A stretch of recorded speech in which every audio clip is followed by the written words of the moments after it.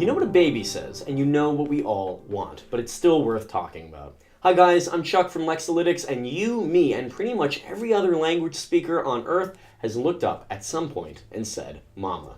Now, if this seems obvious, it's because we're so inclined toward the word that we think nothing of it. Of course everyone says it. We know everyone says it.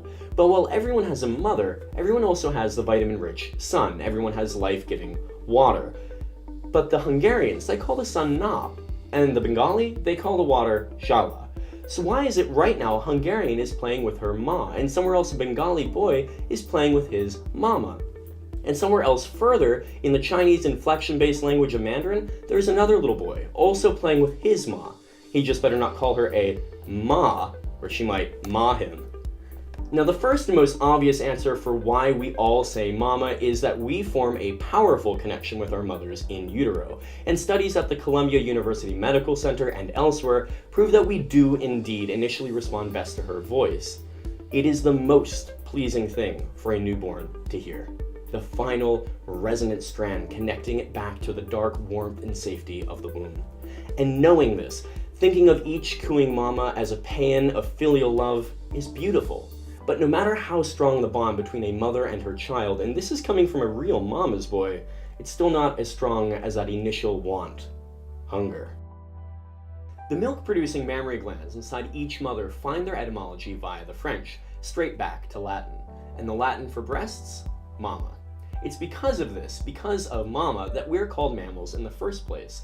And cool as this is, it still leaves the question open as to why we say mama at all. As far as we can tell, the Latin mama comes from the first words of countless hungry ancient Roman babies, and likely ancient babies of many other societies as well.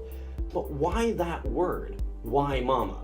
Well, it turns out the answer is pretty easy. It was first put forward in 1971 by the pleasingly bespectacled Roman Jakobson, who himself was not actually a Roman. He theorized that the easiest sounds to make were open vowel sounds. To an untrained mouth, these sounds usually begin with pressing lips off one another, and this is called a labial sound. One of the most frequent labial sounds is, of course, So a word so human it was used for our own biological class, was unwittingly conceived by all of us, hungry and young throughout history. And perhaps most interesting is how mama is the only infantile word that persists through all of life. Gaga, Gugu, and the rest of their ilk fade fast into the earliest corners of our memory.